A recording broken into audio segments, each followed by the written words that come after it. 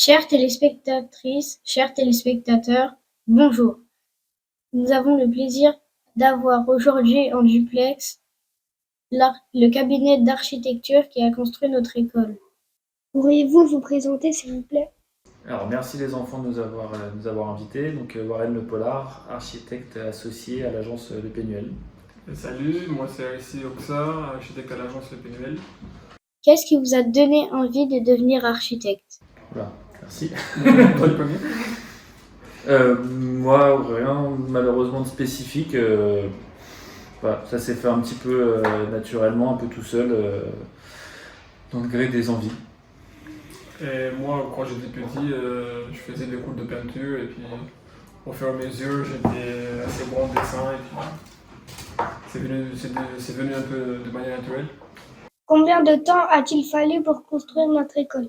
Combien de temps il y a eu presque un an de phase d'études entre les premiers esquisses et les derniers plans avant le chantier. Et le chantier, il a duré un an et demi. Y a-t-il eu des surprises ou des difficultés pendant les travaux? Encore à toi, Ersi. Ersi qui a suivi, ce qui est important, tous les travaux de l'école pour l'agence. Il y a eu des surprises, il y a eu des difficultés au niveau du planning, mais on a su, à l'aide de tout le monde, de toutes les entreprises, on a su trouver des solutions adaptées pour ne pas retarder les travaux et la livraison de l'école. Comment avez-vous imaginé les plans de l'école? Avez-vous réalisé plusieurs esquisses avant de trouver la décision finale? Alors, les plans de l'école, on a participé à un concours. Donc, ce qu'il faut savoir, c'est que au sein de la ville de Tremblay en France, l'école avait été beaucoup réfléchie, à savoir les besoins. Il y a eu beaucoup de concertation avec différents intervenants. Et donc, ils ont lancé un concours d'architecture auquel on a eu la chance de participer, où il y avait déjà une grande volonté, donc le fait d'avoir 8 classes, des circulations qui soient ouvertes, larges, généreuses, dans lesquelles les enfants puissiez justement avoir des activités ludiques, travailler, le fait d'avoir la halle sportive à l'étage. Tous ces éléments-là étaient déjà dans le programme, et donc nous, avec nos bureaux d'études, nous avons d'abord travaillé au stade du concours. Et c'est vrai que quand on fait un concours, on essaye énormément de solutions possibles, parce qu'au sein d'un même espace, on peut faire énormément de projets différents. Et au fur et à mesure, le projet est venu, le fait d'avoir par exemple toutes les salles de classe qui soient identiques, qui donnent sur la cour de récréation, la façon dont on accède depuis le parvis jusqu'à la cour de récréation. Donc toutes ces choses-là, les alcôves, sont venues au stade du concours. Et après, pendant les études qu'on a fait avec Ersi, donc les études, c'est la partie du projet, une fois qu'on a gagné le concours, où on rentre un petit peu plus dans le détail. Au cours des études, on a eu beaucoup de réunions avec votre directeur, par exemple, les différents services de la ville. Et on a pu préciser le projet, l'améliorer et le faire aller au plus proche des usages. Donc voilà. De quels matériaux sont faits les murs et les toits et pourquoi avoir opté pour cela? Les matériaux utilisés donc, pour tous les murs extérieurs, ils sont en pierre porteuse, une pierre qui est assez proche de Tremblay et du site de l'école. Ensuite, la structure à l'intérieur de l'école, elle est en bois. Nous avons des poteaux bois et des poutres bois avec une dalle mixte béton et bois. Toute la charpente elle est visible, comme vous pouvez le constater. Et pareil pour le gymnase, il est 100% en bois avec des poteaux et des poutres de même essence.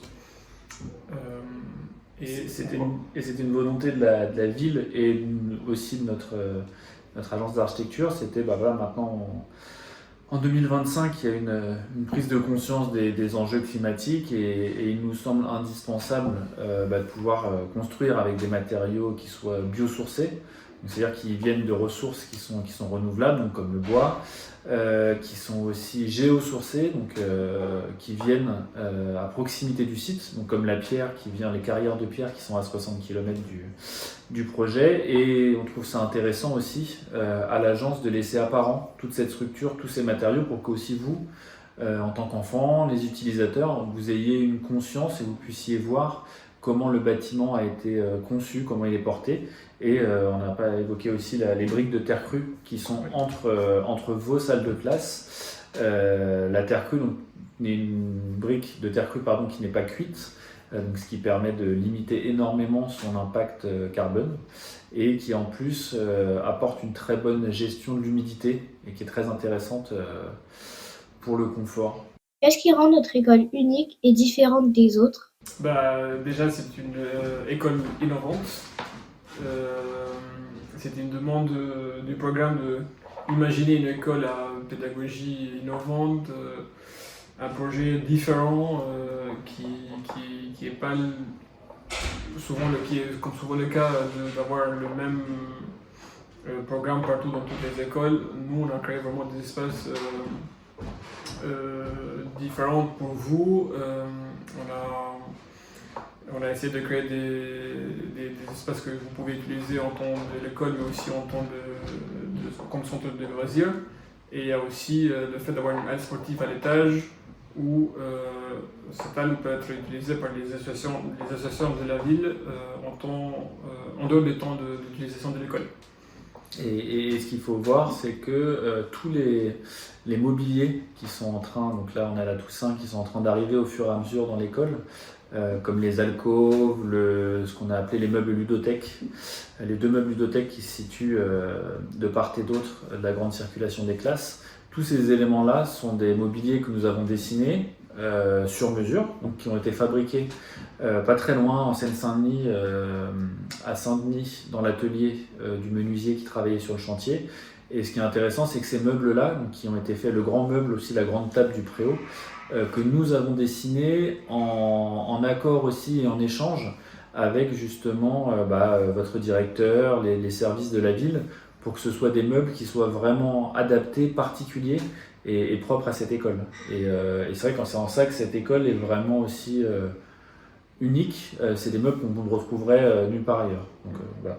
Et on peut aussi ajouter, il y a une cour oasis très plantée en rez-de-chaussée, et vous avez une deuxième cour à l'étage que vous pouvez utiliser pour des différentes activités. Et on a installé un grand bac arboré, plus table de pique-nique et autres éléments de mobilier pour vous. Si vous étiez encore enfant, quelle partie de l'école préféreriez-vous? Alors, moi je dirais, à l'époque où j'étais enfant, ce serait clairement la halle sportive. D'avoir, on a, comme beaucoup à cet âge-là, j'aimais énormément la pratique du foot et qui était dans la cour toujours un petit peu faite avec des buts en sac à dos et clairement avoir une belle halle sportive avec des vraies cages de foot, et je pense qu'à votre âge, ça m'aurait énormément plu. Ouais. Vu que il a choisi la halle, moi je vais choisir les alcôves parce que c'est un élément assez important de l'école, et c'est quelque chose qu'on ne retrouve pas souvent, parce que j'en ai dans ce type d'école. Avez-vous dissimulé dans l'école des coins secrets, des endroits que seuls les enfants très observateurs peuvent découvrir? Évidemment, comme à chaque projet, il y a énormément de petites choses secrètes, mais si on vous les donne, ça perd tout son bon sens. Donc on vous laisse rester attentif et vigilant, et peut-être pour pouvoir trouver tous ces secrets. À vous de jouer maintenant. Lorsque vous avez imaginé notre école, l'avez-vous pensé comme une histoire, un chemin ou un vaste terrain de découverte? Oui, clairement. Une histoire, peut-être pas, mais en tout cas, chaque fois qu'on conçoit une école, on s'imagine, on essaie de se replacer aussi à l'échelle de l'enfant, à votre échelle, à l'échelle des adultes qui vont la fréquenter, tous les enseignants, toutes les équipes. Et voilà, donc c'est pas forcément une histoire, mais on essaye d'anticiper au maximum tout ce qui pourrait être agréable au sein de la journée, comment va se passer le parcours, par exemple pour les maternelles, comment est-ce qu'ils vont gérer les accès à la cour, le fait de passer par les toilettes, la motricité, les salles de sieste. On essaye de tout agencer en s'imaginant justement la journée, le quotidien, le midi, faire en sorte que le temps du midi soit une pause un peu dans un espace un petit peu différent, en lien avec le végétal. Donc votre réfectoire qui se situe entre le patio pour la partie élémentaire et le jardin pédagogique pour la partie maternelle, on fait un lieu un peu différent qui ne ressemble pas aux autres espaces de l'école. Donc on ne se raconte pas forcément des histoires, mais en tout cas on essaye de s'imaginer, de se projeter dans le quotidien que vous pourrez avoir une fois l'école réalisée. Nous arrivons à la fin de cet entretien. Un grand merci à vous pour vos réponses et votre disponibilité. Merci beaucoup les enfants, c'était vraiment nous une des grandes satisfactions qu'on a, c'est qu'on a la chance de pouvoir repasser souvent. Je pense que vous nous avez vus, vous allez nous voir encore un petit peu avec Ercy, et de voir à quel point les locaux commencent à être vraiment utilisés, et notamment on l'a vu pendant les vacances, là où on a pu venir, de voir pendant le temps du centre de loisirs, tous les espaces, le grand préau, les alcôves utilisés. Pour nous, c'est vraiment la plus belle et la plus grande satisfaction. Et on espère que vous allez vraiment profiter, vous allez continuer à pouvoir prendre du plaisir au sein de cette école. Ouais, merci à vous, j'espère que vous êtes contents et à bientôt. C'était Céline Adèle pour TV Simone Veil. À bientôt. À bientôt.